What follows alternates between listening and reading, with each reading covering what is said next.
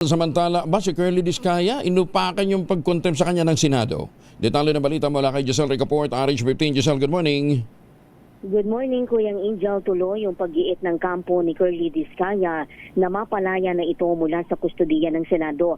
Sabi sa DZRH ng legal counsel niyang si Atty. Cornelio Samaniego III, may nakabinbin silang petition for certiorari doon sa Pasay City Regional Trial Court. Dapat anyang palayain ng kapulungan yung kanyang kliyente kung katigan ito ng korte yung kanilang petisyon.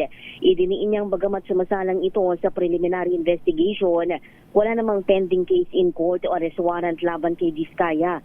Sinabi ni Samaniego na pinagsusumiti na sila ng korte ng memoranda at matapos yung simultaneous filing, deemed submitted for resolution na ito at wala ng hearing.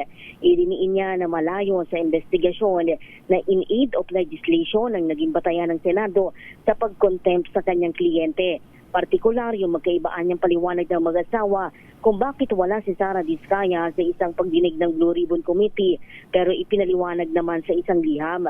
O narito humiling yung panganay na anak ni Discaya ng Christmas for Law sa Senado pero ibinasura ito ng liderato. Ito si Giselle Ricaport para sa DZRH, una sa Pilipinas, una sa Pilipino. Maraming salamat, Giselle.